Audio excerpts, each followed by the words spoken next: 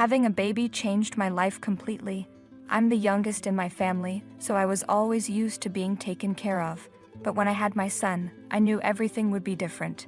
Still, I wasn't expecting how difficult motherhood would start out. Hi, I'm Gwen, and at 26 I had my first child.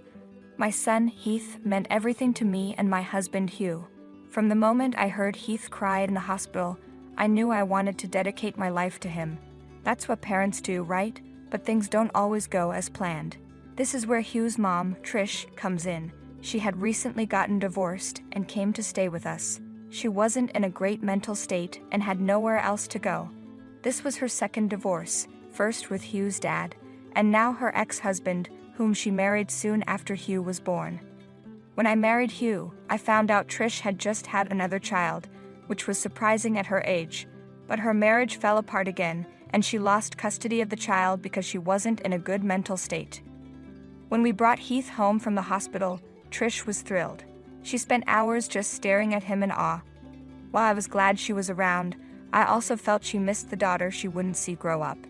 Trish was so excited when I told her we named the baby Heath. She loved the name and asked to hold him. I trusted her because she had handled more babies than I had. Hugh and I smiled as she played with Heath, but then he started crying. I thought he was hungry, so I asked for him back. Trish insisted he wasn't hungry and just wanted attention. She kept playing with him even though he was crying louder. I looked at Hugh for help, and he gently suggested Trish let me take care of Heath. But Trish didn't listen and shook the baby lightly, which made me nervous. I finally managed to take Heath from her, even though she tried to hold on. This was just the beginning of her strange behavior. Trish would play with Heath even when he was sleeping, waking him up just when I had finally calmed him down. She never took responsibility for his crying, just laying him in the cradle and walking away as if he'd stop on his own. She insisted that babies only want attention and that feeding them should come later. I tried to explain that Heath was just a few weeks old and needed regular feeding and sleep, but she dismissed me, saying new mothers think they know everything. Trish continued to ignore Heath's needs, treating him like a toy to play with when it suited her. I decided to talk to Hugh about it, but he wasn't happy with how I was talking about his mom. He hadn't seen much of her behavior since he was usually at work. While I was on unpaid maternity leave, I really wished I could have had a paid one, but my employers weren't very kind. I had already used up my 12 weeks of paid leave, and now I was going over that time. Hugh had to work overtime because of this and didn't get much time at home.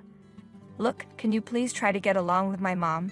She's been through a lot, and that's probably why she wants to bond with Heath, Hugh said.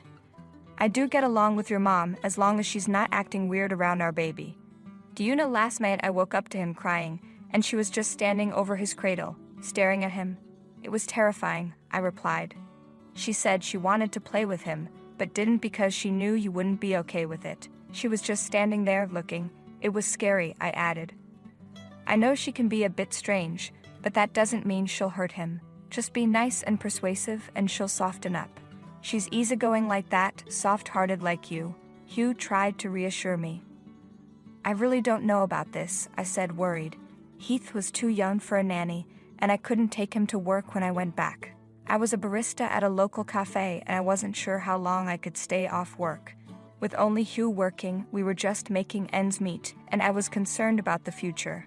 At first, I liked the idea of letting Trish take care of Heath while I was away, but now I realized that might not be a good idea. The other day, I was trying to get Heath to sleep when I heard loud noises from my room. I peeked in and saw Trish stomping around, looking like she was deep in thought. When she noticed me, I quickly looked away, but she swung the door open. Do you think I should talk to my lawyer again? She asked abruptly. Talk to your lawyer? About what? I asked, confused. About my baby. Like the one you have. I think I can get her back if I try really hard. Maybe I could file a lawsuit against Tony and prove he's not a reliable person for her to grow up with, she said. Tony was her ex who had custody of their child. I felt sorry for Trish. She was clearly in a bad mental state, but I had to warn her about the consequences of her actions. Trish, that's a long shot.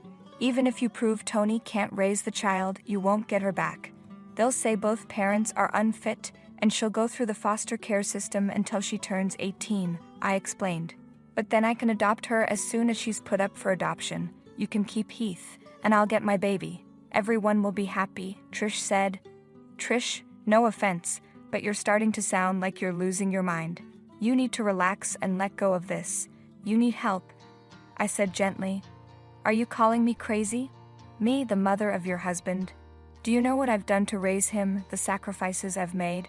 And now you want to take this baby away from me? He's my baby too, she shouted. Since when are we talking about Keith?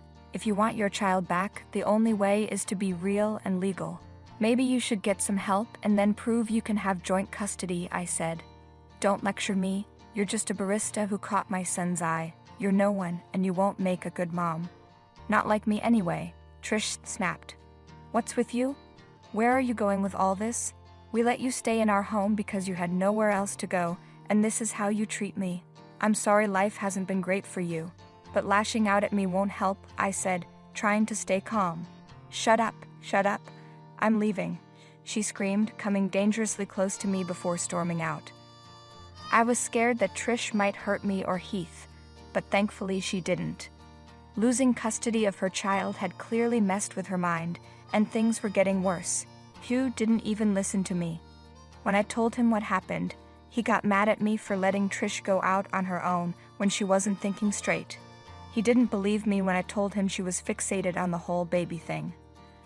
Later, Trish came back home and said she'd been sitting on a park bench all day, even though it had only been a few hours since she left. She quickly apologized to me and then went to take a nap in my room. Later, she asked if she could help put Heath to sleep, but I was cautious this time. I wasn't about to let her handle the baby without supervision. Things didn't get easier after that. There came a point where I knew I'd need to ask Trish to leave for good. Things really took a turn one day when we were taking care of a sleeping Heath. How much does it cost to take care of a baby these days? Trish asked. Oh well, the diapers, other supplies, and baby-proofing the house add up. Maybe around $100 a month if you're lucky, and even more when the baby starts crawling or walking, I replied, just wondering. If you have something on your mind, you can tell me, I added. Oh, nothing. It didn't used to be so expensive back when I had Hugh, but I'd still have the baby, no hesitation. They're complete angels until they start crying. But yes, I get it. I'd give anything for little Heath. So would I, Gwen. So would I. I'd be willing to give up anything for our baby, Trish said. Our baby? The way she said it felt oddly uncomfortable, but I didn't pay much attention to it. Days passed quickly. Trish started going out regularly every evening around 5 o'clock, all dressed up with her purse. There was no way she had started seeing someone new at her age, so I figured she was just going for walks, trying to feel better. Honestly, we were supportive of her trying to improve. She also began acting more normal with Heath. She didn't act weirdly, would hand me the baby whenever he cried, and even helped make his food and buy diapers occasionally. I was relieved that she seemed to be feeling better and more like herself. I even considered leaving Heath with her when I went back to work soon. But then one day I overheard her while she was playing with him in the living room. I'd been exhausted from taking care of him all day and was trying to drift off to sleep. A while later, I heard Heath crying, which woke me up. As soon as I got up, he became quiet. Then I heard Trish say, "That's a good boy, that's a good baby. You're mine, okay? You're my baby, and Mom is going to take real good care of you. We're going to fly away to a nice place where you'll have lots of toys to play with. Don't you want that?" I wondered how much of what she said was serious and how much was just play. She had definitely managed to calm Heath down. When I got to my senses, I realized his cradle had been moved from my room. The cradle wasn't very heavy, but it was odd that she moved it without waking me up. When I walked into the living room, my heart skipped a beat. The cradle had been modified, and she'd hung large Christmas balls on top to entertain the baby. It looked pretty, but the problem was the balls were made of glass and could have fallen on his face at any moment. I quickly picked Heath up. "What are you doing?" "He's enjoying it," Trish said. "Trish, where did you get these Christmas balls from?" "I found them in your storeroom." "I thought he'd enjoy them," she replied. "Trish, those are really heavy. They may not seem dangerous to us, but for the baby they are. How did you tie them up there? They could fall on him any moment." "Hey, what's with all the accusing?" I got the baby to be quiet and you're still not happy with me, Trish said, sounding defensive. I appreciate that you got him to be quiet, I really do. I'm so happy you're getting along with him, but these balls are dangerous. The old plastic toy on the cradle wouldn't hurt him if it ever fell. How did you even get it down? I thought it was attached. Oh, I ripped it off. Didn't take much. I think this looks so much prettier. I don't see the problem. I understand, but please, let's take it off, okay? It could hurt him. Trish made a face but pulled the Christmas balls down. As soon as she touched them, 2 of them fell straight into the cradle and left dents in the bedding. That could have been where my child was lying. I saw that her intentions were good, but the way she went about things wasn't okay. She left the living room and ran into my room to sleep. Afterward, she began distancing herself from me. Every morning, she'd go out and not come back for hours.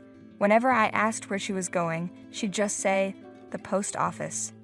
Trish kept saying she was going to the post office, but it was too far for her to be gone all day.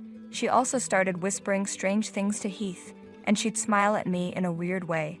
I was getting uncomfortable, so I talked to Hugh again. "She's trying to get better. Why aren't you being supportive?" Hugh said. But she still acts strangely around Heath. She keeps telling him he's her baby and says her own name over and over so he'll say it first. You know about the Christmas balls incident, and I'm really concerned. You're overthinking this. She's taking care of our baby. Yes, the Christmas balls were a mistake, but you handled it, and she won't do it again. And you need to help her get to the post office if that's where she's going. Hugh, she's obviously not going to the post office every day. Why would she? Because she used to work there and has friends there. Maybe she got a part-time job. Then why wouldn't she tell us about it? I don't know, okay? Just relax and stop keeping an eye on my mom. She's innocent, there's no need to accuse her. That was it, I lost it. Hugh refused to believe me no matter what I said. With my return to work approaching, I decided to take matters into my own hands. I bought a baby monitor and secretly installed it in the wall so no one would notice it. When I started working again, Trish stayed home most days. Everything seemed normal. She'd take Heath to play and then put him back to sleep. Since I was only working part-time, I was always home before it got too late. But one day, I heard something on the baby monitor that made my heart sink. Oh, we're going to fly away, Heath, you and me. Mama has been working so hard at school, teaching little kids like you'll be someday. Oh, Mama has so many plans once she runs away with you, Trish said. I heard Heath giggle as she picked him up and spun around the room. My baby, oh little baby, do you like spinning? Do you like it? Of course you do. We're going to go far away from your little cradle. I'll get you a new one with big shiny balls on it, and you'll have a pretty mom, unlike your mom, and we'll make Daddy run away too. Yes, we will. What was going on? I was horrified. She continued spinning around the room with Heath. But when she finally sat down, Heath started crying. She placed him on the edge of the bed and held her head like she was dizzy. I panicked, thinking Heath might fall, but she picked him up just in time and put him back in his cradle. You keep crying, and I'm not giving you any more attention. In my house, you'll learn discipline from the get-go. Children these days, I swear to God, she said and slammed the door. I was deeply concerned. I recorded the footage and considered sending it to Hugh, but I wanted to make sure I wasn't overreacting. That day, I went home early, worried about my child. Trish opened the door, looking worn out and tired. She yawned and went straight to sleep without saying a word. I rushed to my room, quickly fed Heath, and calmed him down. Once he was asleep, I locked the room from the inside and started searching. Trish always carried a big red purse whenever she went out, and I needed to find it. After searching my room for almost an hour, I found nothing. Then I noticed it hanging from the coat rack. I grabbed it as quietly as possible, and when I looked inside, I was shocked. She had a teacher's ID card for a school and a plane ticket scheduled for the day after tomorrow. She had been planning to run away with my child. I kept the ticket and ID card to myself and sent the video to Hugh, asking him to come home as soon as possible. This can't be real. Oh, for God's sake, you still think I'm overreacting. I asked when Hugh saw the footage and held the ticket and ID card in his hand. Hugh was speechless. He realized Trish had been working for months to arrange all this. She clearly needed help. We decided to call Hugh's dad, Jonah. Jonah quickly picked up the call. When Hugh told him what was happening, Jonah was saddened but agreed that Trish needed to be removed from the house. He suggested we consider a retirement home for her. Do you think she should go to a retirement home? Hugh asked. That's what I do. But I think she needs psychiatric care first, Jonah replied. So you want her out of the house for good? Hugh confirmed. Yes, please, I said. Okay, I'll come over to talk to her in person. Let's get started, Jonah agreed. Jonah had been around when Heath was born, and he and Trish would often argue over small things, but he came over anyway. Hugh and Jonah talked to Trish, and there was a lot of crying and yelling. He's my baby, Trish screamed. No, he's my son. Trish, you need to get out of here before we have to forcefully remove you, Hugh said. Oh, I'd like to see you try, Trish shot back. By then, I'd lost my patience. Trish had done so much to upset me that I wanted her out of our lives for good. You will never set foot in this house again. Just go away and keep your hands off my son. Enough, both of you. Jonah intervened. Mom, please don't make this complicated. Come with us. The fighting continued for a while, but I finally decided to let her go into a retirement home for good. The people at the nursing home said they'd provide her with some psychological help as well. I didn't care anymore. I tore up the plane ticket in front of her and called the school where she worked to ensure she wouldn't be allowed near any kids again. Maybe I went too far in my anger, but it was all necessary. There's no job for someone with such low education. What can a person without any real learning do? My boss laughed mockingly at me, a woman who grew up in a single-parent household. I had been putting in hard work all this time, driven by the memory of my mom who had raised me alone. He never acknowledged my efforts and even belittled my mom. When my mom passed away, my boss not only spoke cold words but also undermined me. I'm Sarah, a 28-year-old woman working in a small to medium-sized business, raised by a single parent. I joined the company right after high school as a part-timer and now work here full-time. Despite the company being relatively small, it employs a significant number of people. Initially starting as a part-timer, I fought hard as if my life depended on it. Thanks to my dedication, I earned recognition from my boss and became a full-time employee in my third year. Even after becoming full-time, I continued to work diligently, not wanting to disappoint those who believed in me. By age 25, I was handling more responsibilities than my peers and gaining trust within the company. With decent pay and bonuses, I could take care of my mom and live comfortably. One day, my direct boss retired and a new boss, Christopher, was assigned. It was sad to part with the boss who had nurtured and recognized me. I felt a slight anxiety about getting along with the new boss, but my hard work spoke for itself. Above all, my retiring boss assured me he would speak highly of me to the new boss, easing my worries. On Christopher's first day, I was called into a conference room, expecting to discuss our working relationship. Instead, Christopher threw unexpected words at me. Are you Taylor, the high school graduate from a single-parent household who started part-time and worked your way up? It shocked me to be confronted with my background out of nowhere. Christopher's tone was intimidating, judgmental. My first impression of this new boss was not favorable, but knowing we would work together, I aimed to keep things professional. Yes, I am Taylor. I look forward to working with you, I replied with a smile, trying to deflect the comment. Uncertain about Christopher's character, I resolved to handle the situation calmly. However, Christopher continued with unkind remarks. A single-parent upbringing, huh? You probably can't handle this job. You didn't even go to college. What can an uneducated person like you do? I was taken aback by his harsh words.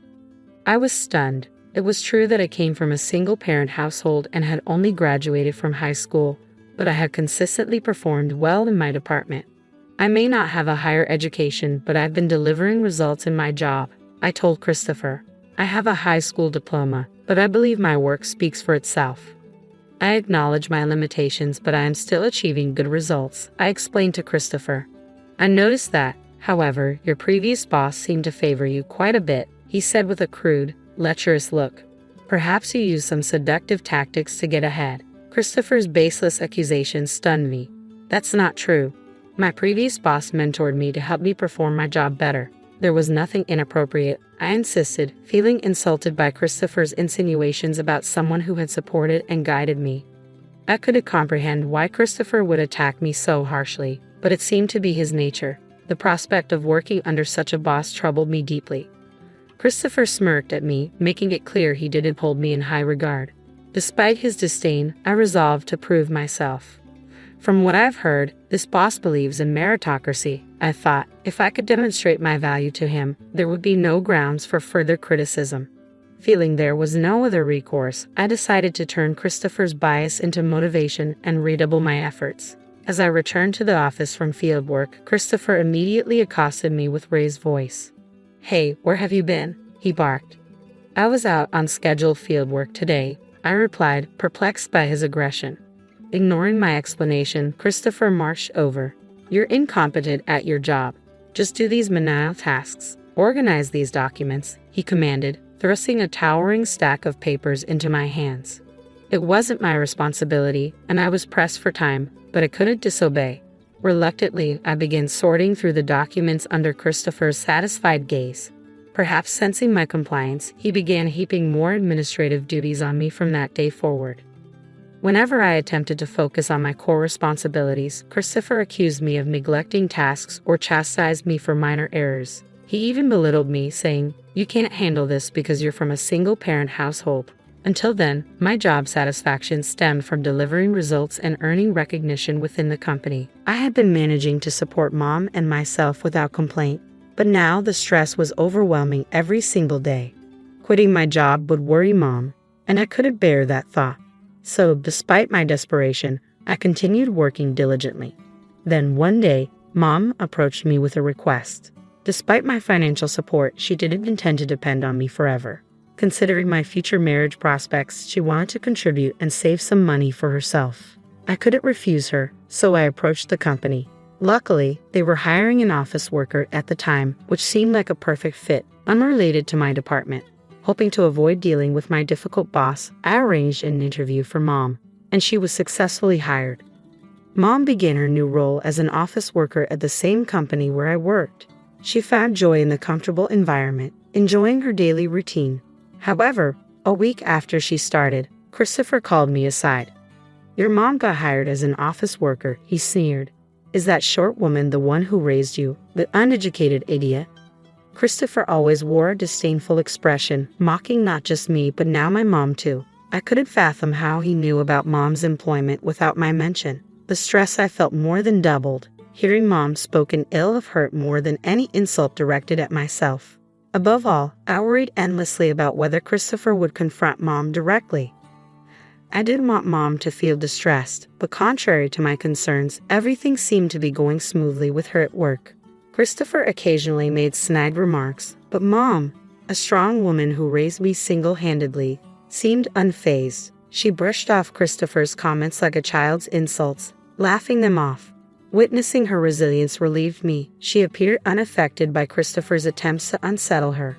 Even after that incident, Mom continued to thrive in her new workplace environment, paying no mind to Christopher's remarks. Then, one day, everything changed abruptly when Mom collapsed and had to be rushed to the hospital by ambulance. Thankfully, her life was not in danger, but she needed hospitalization for some time. I decided to take time off from work to care for Mom during her recovery. When I informed Christopher of my situation, his reaction was outrageous. "You plan to take time off for something so trivial? You must not take your job seriously," he scoffed, denying my request for leave. "I'll use the paid leave that I haven't taken yet. I'm the only one available to care for Mom," I asserted, despite Christopher's objections. Permission for the leave had already been granted by someone higher up than Christopher, who understood the gravity of the situation and supported my decision to be with Mom during this critical time. I had rarely taken leave before, but no matter how I explained it, Christopher wouldn't listen. "It's not about that. Just leave an old woman whose life is short anyway," he callously remarked. His thoughtless comment made my blood boil. How could he say something like that when I was telling him about Mom collapsing? I had endured his behavior until now, but I reached my breaking point. "I can't work under someone like you anymore," I blurted out, unable to hold back any longer. I knew it might inconvenience others, but since Christopher had arrived, I'd been relegated to menial tasks. With no motivation left, I quit on the spot despite Christopher's surprised attempt to dissuade me. "You don't have to go that far," he said, fearful of the consequences of my resignation. But my decision was final. With enough savings to sustain myself for a while, I ignored Christopher's protests and focused on caring for Mom. After things settled down with Mom's care, I considered re-entering the workforce. While I initially thought about returning to similar work, my confidence had grown. Inspired by lessons in business management from my retired former boss, I took a bold step. I started my own company. I wanted to wait until things stabilized before telling Mom about my new venture. About a year passed, and my company was starting to find its footing when Mom's health suddenly deteriorated, requiring hospitalization once again. Balancing the responsibilities of caring for Mom and running my business was challenging, but I managed without taking any time for myself. Another year passed, and the company was thriving, offering reassurance of its stability. Though Mom's health hadn't improved, I wanted to ease her worries and planned to discuss it with her soon. Then suddenly Mom passed away. It felt unreal. A truly unexpected event. As her only child, I had no other family to rely on, so I had to quickly prepare to say goodbye. Suppressing my tears, I made necessary arrangements. Despite not having worked long as a clerk, many people from the company where Mom was well-liked offered to attend her funeral. Perhaps it was Mom's warm personality that drew them, but their presence was a comfort. On the day of the funeral, more people came than I had anticipated, a testament to Mom's popularity.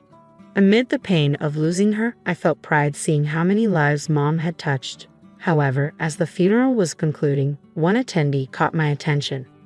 "Long time no see. So that old woman finally kicked the bucket, huh?" I couldn't believe my eyes when I saw Christopher standing there, his words infuriating. Though he may have had some prior interaction with Mom, I hadn't invited him to the funeral and couldn't fathom why he had come. I would never have invited someone like him to Mom's funeral.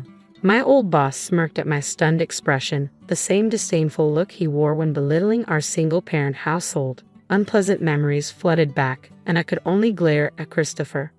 Approaching me, Christopher handed over a bunch of flowers. "Here, some flowers. She may not have been able to give her daughter a proper education, but at least I can do this much." His words cut deep, delivered at such an inappropriate moment. I wanted to yell in anger but restrained myself. I couldn't let Christopher spoil Mom's funeral or inconvenience the other mourners. With a heavy heart, I accepted the flowers in silence. To my disbelief, the flowers looked like they had been hastily picked off the street. Had Christopher come all this way just to mock me like this? As Christopher saw my expression, his grin widened maliciously. That moment, my suppressed emotions erupted. I couldn't remain silent after hearing such disrespect toward my beloved Mom.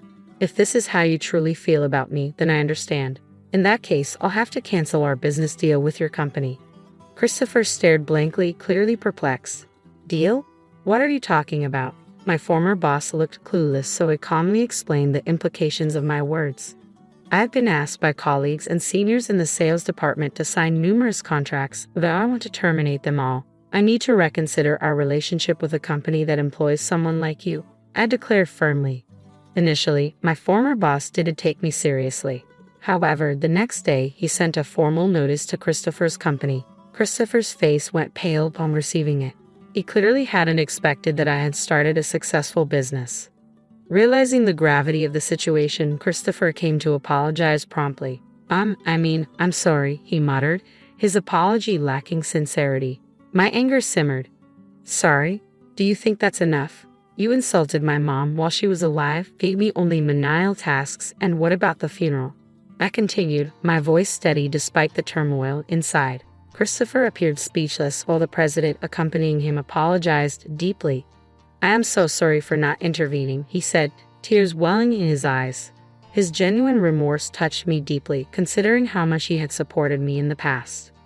Out of respect for the president and his sincere apology, I decided to reconsider continuing the business relationship. As we discussed next steps, Christopher visibly relaxed. "I'm relieved. Let's let bygones be bygones and move forward together," Christopher said with an awkward smile, extending his hand for a handshake. His assumption of reconciliation was premature. "You're fired, Christopher," the president announced abruptly, shocking us all. "What? Fired?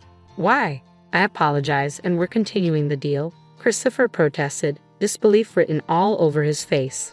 The president remained resolute. I've decided to terminate your employment knowing I will not continue this business relationship under these terms. I agreed to proceed only out of respect for the president. I want you to understand, I will never forgive you, no matter what you say, I asserted firmly. Christopher fell silent, visibly affected by my words.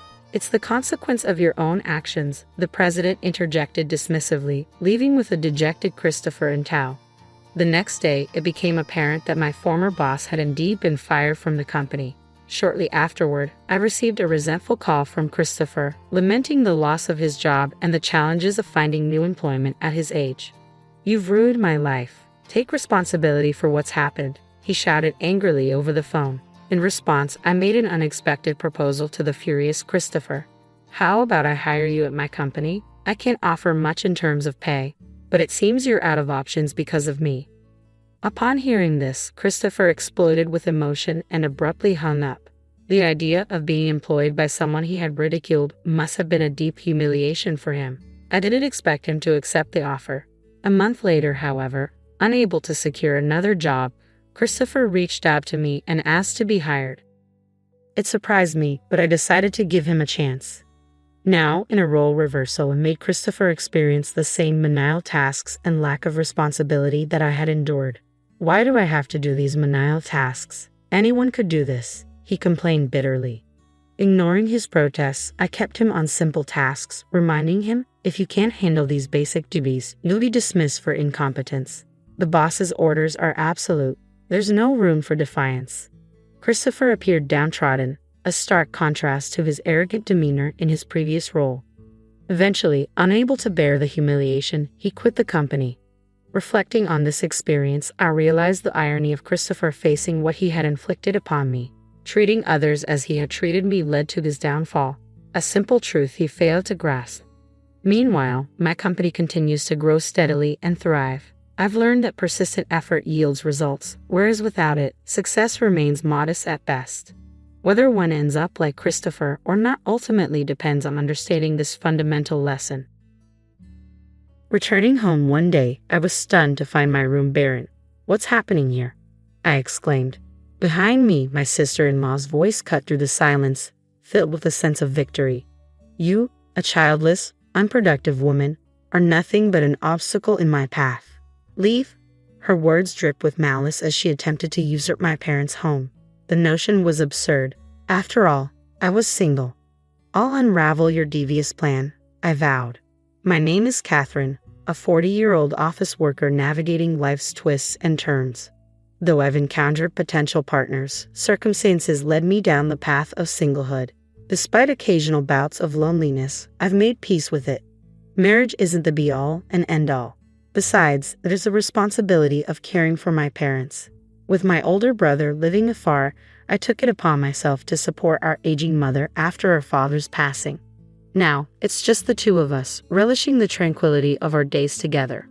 Despite my mother's sharp mind, a year ago she suffered a leg injury, leaving her disabled. Now reliant on a cane, car, or wheelchair for mobility, she struggles even within the confines of our home, requiring constant care. Fortunately, being single and able to reside with her, I've been able to meet her needs. Were I married and living elsewhere or far away, the situation would be far more challenging. So I suppose my single status has its advantages. Yet while I've found contentment in my life, there's one who's discontented, my sister-in-law. Much younger than me, she married my older brother, making her, despite her status, my junior. They live distantly but return for holidays like Christmas and summer vacations.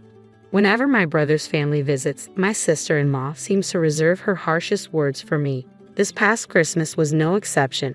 As they arrived, she wasted no time in whispering in my ear, "Still living off your parents, Catherine." Shocked, I retorted, "I'm not mooching off anyone. Just because I'm single and living at home at 40 doesn't make me a parasite." She scoffed, "Oh, really? Well, I'm raising 3 children. Can you even comprehend the responsibility? What's your point? The state's population is declining, isn't it? Our family is doing its part to reverse that trend. Singles like you are the problem," she sneered. "Do you take pleasure in population decline? Is life even worth it if you're single forever?" Her words stung. They struck a chord deep within me. Despite being single for various reasons, there was once a man I hoped to marry, but there were complications with my health. I'm unable to have children. When he asked me to be in a relationship, he knew this from the start, and I was transparent about it. He reassured me, I just want to be with you, even if we can't have kids. As long as we're together, I'll be happy. So I agreed to date him, but marriage brought unforeseen complexities. The challenges and conflicts we faced led me to remain single. My sister-in-law's hurtful words left me speechless, yet she had the audacity to exploit me financially. We have 3 kids, remember? Your Christmas gifts should reflect that. We expect generosity. You should contribute to our kids' kindergarten enrollment celebration, at least $1,000. You're not strapped for cash, auntie, so don't act like it. Don't you want to give our kids a good education? I'll let you help raise them, so pitch in for their extracurricular activities. It's as if she believes using the kids as leverage will justify her demands for more money. I don't mind giving gifts for special occasions, but I fail to comprehend why I have to endure her disapproving sighs as she inspects the cash in the envelope right then and there. Then why am I expected to foot the bill for their extracurricular activities? When I mention it to my mom or brother, they react with disbelief, unable to fathom such audacity from my sister-in-law because they've never witnessed it. That's the thing. Behavior only surfaces when we're alone. She's quite cunning. During the recent New Year's holiday, she wasted no time opening the gifts I gave to my nephew and niece while my brother stepped out briefly to assist my mom. With a disdainful tone, she remarked, "Is this all? Your gift is quite meager. How destitute are you, you tightwad?" It's yet another instance that my mom and brother struggle to believe. I've contemplated recording her behavior, but the potential fallout on family dynamics holds me back. I can't risk damaging relationships. After all, my mom cherishes her 3 grandkids dearly. If my grievances lead to my sister-in-law avoiding visits, it would deprive my mom of precious time with her grandchildren. That would be heartbreaking for her, so I opt to stay silent. If I can simply brush off her hurtful comments, perhaps things will calm down. That's what I believed until circumstances took a sharp turn. One weekday, my sister paid a visit. With my brother at work and me working from home, it was just the 2 of us. My mom was at a senior daycare center, the kids were at daycare, and they were due to visit their maternal grandparents afterward.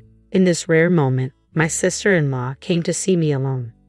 I was puzzled by her unexpected visit on an unusual day, but she wasted no time getting to the point. "I think we should move in here," she declared. I was taken aback. What could she possibly mean by that? "Move in," I echoed, seeking clarification. "Exactly. Our family has been considering it," she confirmed. "By our family, you mean?" I trailed off, trying to wrap my head around the idea.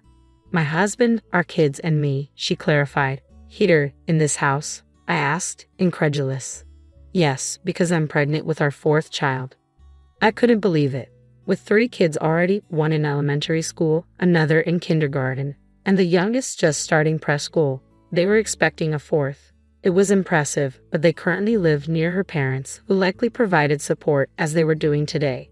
So, I couldn't help but wonder, what would be the advantage of moving here? "John's getting transferred here. That's the scoop," she revealed. John, my brother, now I recall him mentioning this. "Seems there's a plan to open a branch office right here in our hometown. Who's eager for a branch office gig?" I asked. "John, apparently," she replied. He had volunteered for the position with enthusiasm. It made me wonder how personnel decisions could be so casually made. "Are you okay with this, sis? Wouldn't it be better to stay closer to Mom and Dad?" she inquired. "Mom and Dad are still working, so I can't lean on them too much. They start to fret if I ask too often, lecturing me with check with your husband first or stop delaying parenthood, assuming parents are the ultimate fallback. Mentioning a 4th child would just add to the stress." "Fair enough, that's your call. I'm not in the loop," I responded. "I could empathize with your parents' viewpoint." My brother mentioned how he takes on household chores after work, cleaning, laundry, and even cooking dinner. My sister-in-law confirmed it. It's true. Despite his work fatigue, my brother has always been considerate and helpful. Maybe that's why he seemed worn out whenever I saw him. Still, isn't expanding the family a bit daring? I questioned. "Life is a blessing, a joyous occasion," she countered. I'm not one to say, "Stop having kids." But why the move to our place? My confusion must have been evident. My sister-in-law explained, Dealing with my parents is a hassle, and our current location is too isolated and inconvenient. Instead of leaving John to fend for himself here, we thought it'd be better for all of us to move in together. Well, there are plenty of daycare options around here, right? So, Catherine, could you please find a place of your own soon? My sister-in-law's words left me dumbfounded. What on earth was she suggesting? I'm about moving in. Let's discuss that with my mom and brother. But why should I be the one to leave? Think about it. We'll soon be a family of 6, right? I reasoned. That's true, she conceded. So won't this house be too cramped? I continued. Well, I suppose, she reluctantly agreed. Then why are you telling me to leave? I pressed. I don't understand. Yes, 6 people is a lot, but 8 of us, including my mom and me, can manage living together. Sure, when the kids grow up, sharing individual rooms may become necessary, but worrying about that seems premature. Growing increasingly frustrated by my confusion, my sister-in-law raised her voice. Look, you're in the way. You're childless and getting older. For our sake, move out, and don't go too far. You'll still need to help with the kids, she demanded. After her tirade, she abruptly left, urging me to vacate the premises soon. We need to have a family meeting. That evening, I briefed my mom on Susan's remarks and dialed my brother. His response caught me off guard. I've arranged a separate house for my family, he disclosed. Sure, I've been traveling a lot for work, and I know it's been hard on Susan, but is she really that unhappy in the countryside? His confusion was palpable over the phone. There was still something unclear. Despite this, Susan's plan to move in with us was seemingly put on hold, or so I thought. After a long stretch of working from home, I returned to the office one day. My mom was staying overnight at the daycare, worn out from work. When I got back home, I was met with a shock. What? My room? Completely empty. It felt surreal. Where had all my belongings gone? I got rid of them. All of them. Susan's voice startled me from behind. Turning around, there she was. Susan, what are you doing here? I exclaimed. Shh, you'll wake the kids, she hushed me. What kids? You'll wake the kids? What kids? I questioned, bewildered. The 3 kids are here until the beds arrive tomorrow. They're sleeping on the living room couch, Susan explained. Rushing into the living room, I found my nephews and niece fast asleep. What's happening? I demanded, still trying to process the situation. Susan, looking amused and somewhat speechless, chuckled. You wouldn't budge, so I had to resort to drastic measures. I'm not leaving. I've already discussed this with my brother. Do you think you can just do as you please? Do you realize how many people you're inconveniencing? I retorted. Who's the one doing as they please here? I'm the one inconvenienced. I wanted to snap back, but I held my tongue, mindful of the sleeping children.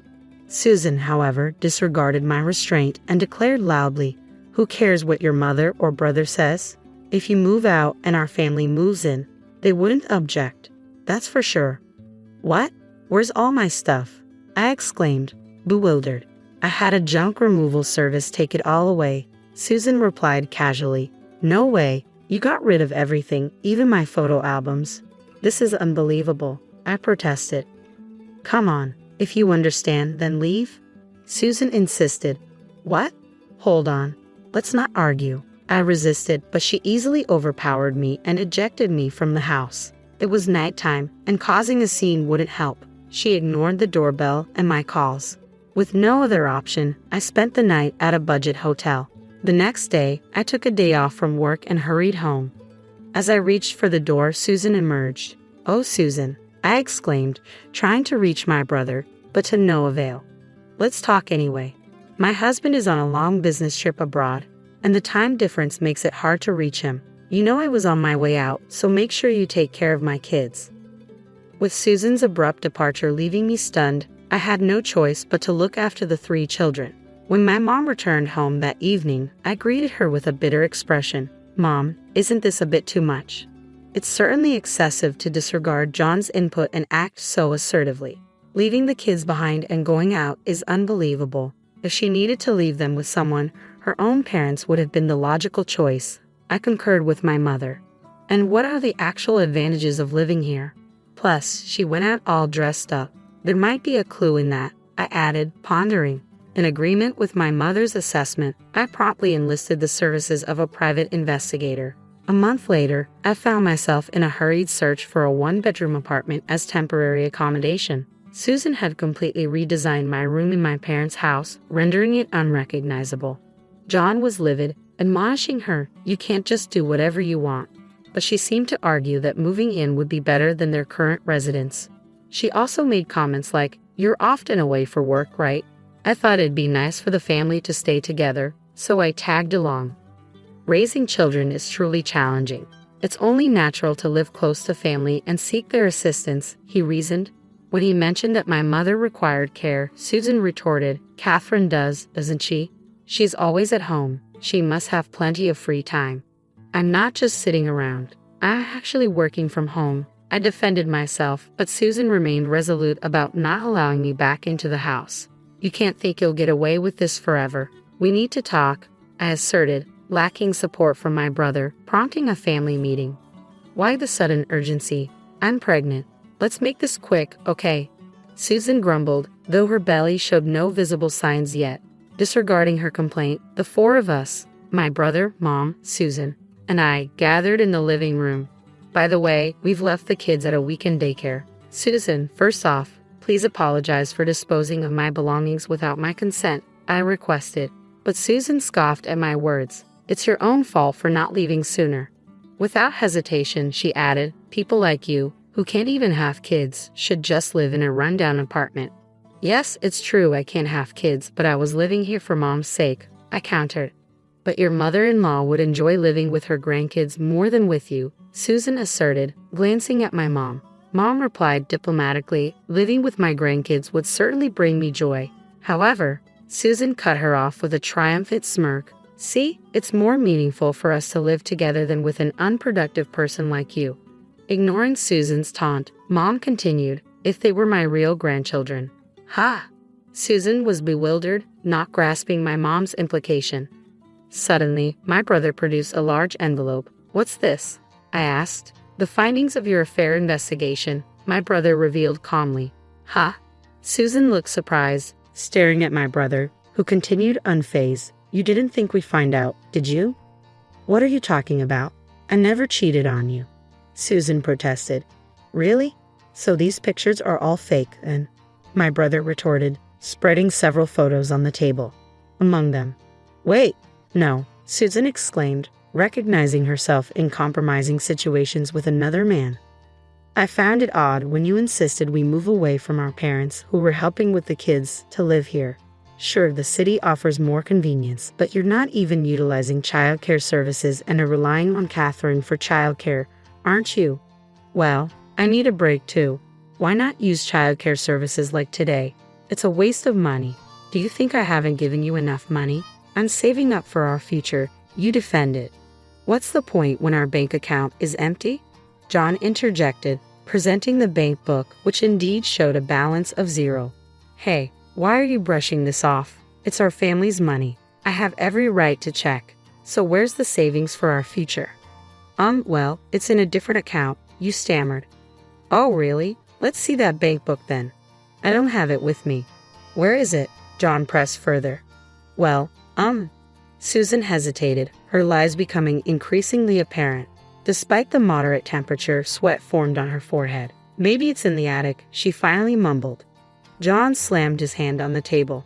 "Enough. No more lies. Can you still justify yourself in light of this evidence?" he demanded, pointing to a photo. "Oh, I'm sorry. I made a mistake," Susan confessed, her composure slipping.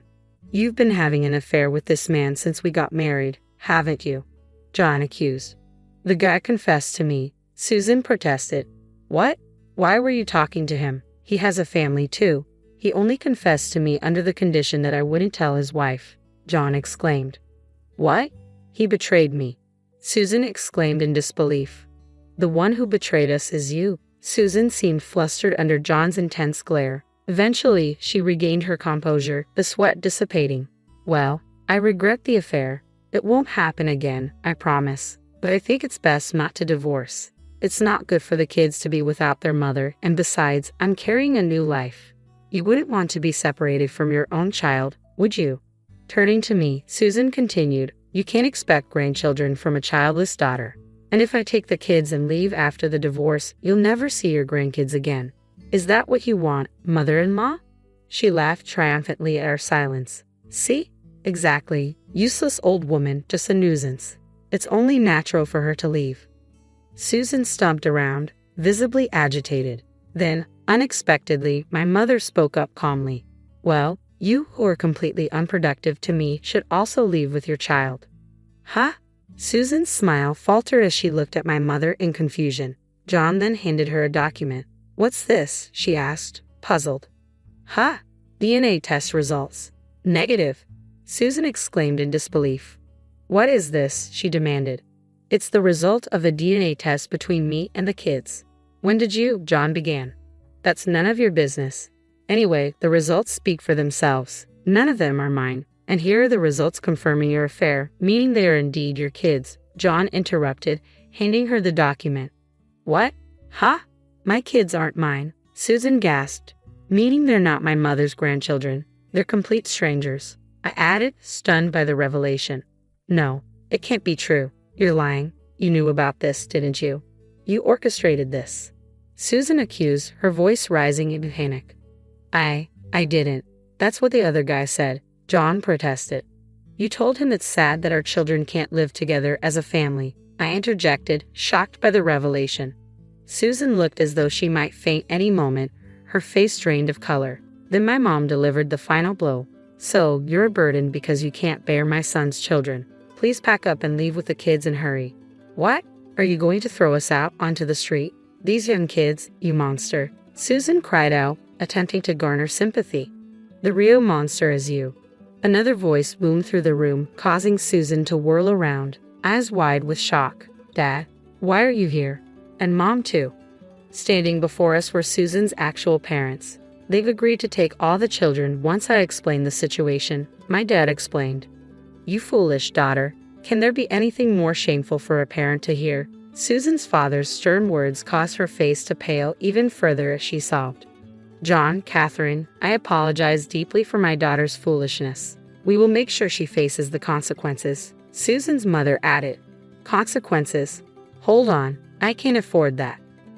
Susan protested. Will you cover for me, Dad? She pleaded.